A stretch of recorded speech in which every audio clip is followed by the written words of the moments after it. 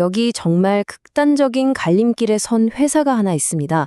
한쪽은 최첨단 기술 혁신, 다른 한쪽은 재정 붕괴, 아이스페시맨이라는 회사인데요. 과연 이 회사는 불사조처럼 부활할까요? 아니면 역사 속으로 사라지게 될까요? 자, 지금부터 그 놀라운 이야기를 시작해 보겠습니다. 혹시 그거 아세요? 전 세계에서 진행되는 의료 연구 프로젝트, 그러니까 신약 개발이나 암 연구 같은 거요. 그 중에 무려 80%가 단 하나의 문제 때문에 제때 진행되지 못하고 있습니다. 바로 연구에 꼭 필요한 고품질의 인간 생체 검체를 제때 구하지 못하기 때문이죠. 아이스페시맨은 바로 이 거대한 문제를 풀기 위해 태어난 회사입니다. 그래서 아이스페시맨이 내놓은 아이디어는 정말 기가 막혔습니다. 한마디로 생체 검체를 위한 아마존 같은 걸 만든 거죠. 그러니까 연구자들이 더 이상 여기저기 발품 팔 필요 없이 그냥 이 플랫폼에 접속해서 클릭 몇 번만으로 전 세계에 흩어져 있는 수많은 혈액, 조직 샘플 같은 것들을 바로 찾고 주문할 수 있게 만든 거예요. 정말 혁신적인 생각이었죠. 자, 그런데 말이죠. 이렇게 멋진 비전이 있었는데 그 이면에는 정말 암울한 현실이 숨어 있었습니다. 지금부터 회사가 어떻게 벼랑 끝까지 몰리게 됐는지 그 이야기를 해보죠. 자, 이 숫자 보이시죠? 마이너스 79%. 이게 뭐냐면요. 2025년에 아이스페시맨 매출이 무려 79%나 그냥 폭락해버린 겁니다. 이건 그냥 좀 부진한 수준이 아니죠. 회사의 사업 모델 자체가 지금 무너지고 있다는 아주 강력한 신호였어요. 매출만 그런 게 아니었습니다. 더 충격적인 건 바로 직원 수예요. 딱 1년 만에 24명이었던 직원이 7명으로 줄어들었습니다.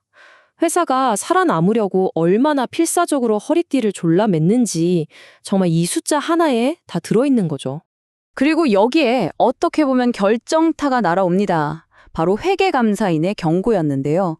회계 용어 중에 계속기업이라는 게 있는데 여기에 중대한 의문이 있다는 의견을 낸 거예요. 이게 진짜 무서운 말이거든요.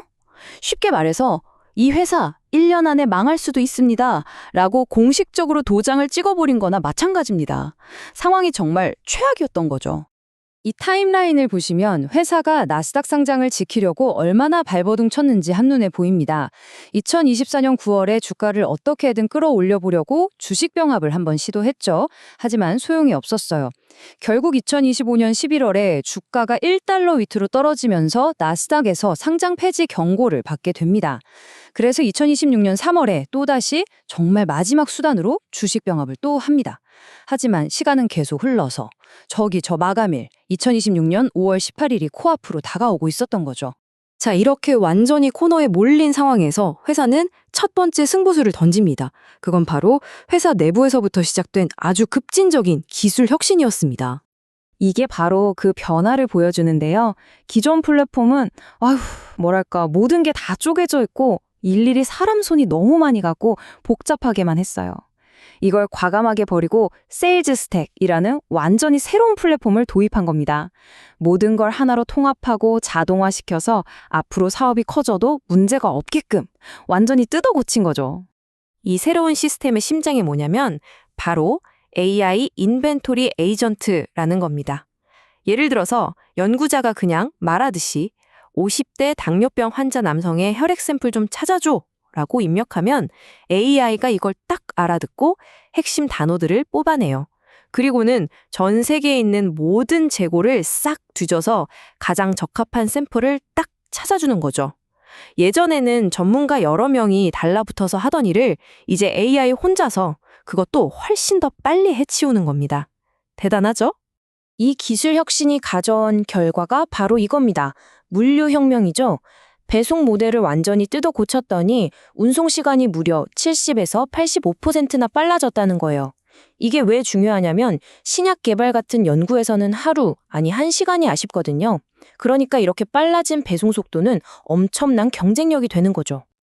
자, 여기까지가 회사의 첫 번째 생존 전략이었어요. 기술 혁신. 그런데 이제부터 이야기할 두 번째 전략은 정말 아무도 예상하지 못했던 훨씬 더 충격적인 한 수였습니다. 생명공학 업계에서는 진짜 상상도 할 수 없는 그런 파격적인 시도였죠. 한번 상상해 보세요. 여러분의 회사가 지금 망하기 직전이에요. 회사를 살리기 위해서라면 얼마나 파격적인 시도를 할 수 있을 것 같으세요? 아이스페시맨이 내놓은 답은 정말 그 누구의 상상을 뛰어넘는 것이었습니다. 바로 이 숫자, 2억 달러입니다. 아이스페시맨이 뭘 발표했냐면 회사 자금으로 무려 2억 달러, 우리 돈으로 2천억 원이 넘는 돈을 솔라나 블록체인에 투자해서 재무 준비금으로 쌓아두겠다는 거였어요. 아니, 지금 망해가고 있는 생명공학 회사가 갑자기 초대형 가상자산 투자를 하겠다고 선언한 겁니다. 정말 황당한 일이죠? 근데 그냥 일반적인 솔라나 코인을 사겠다는 것도 아니었어요. 락업된 솔이라는 걸 사겠다는 건데요. 이게 뭐냐면 일정 기간 동안 팔 수 없게 묶여있는 말 그대로 락업된 토큰입니다.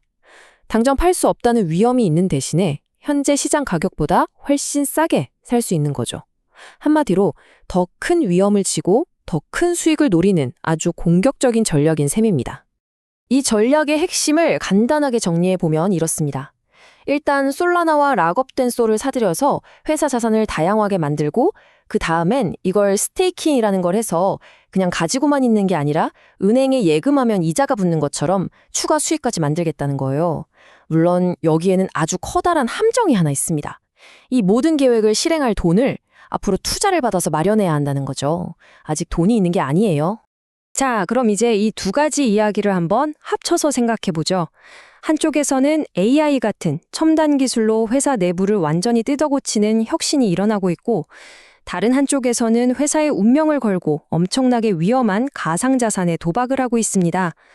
과연 아이스페시맨의 미래는 이 둘 중 어느 쪽으로 기울게 될까요?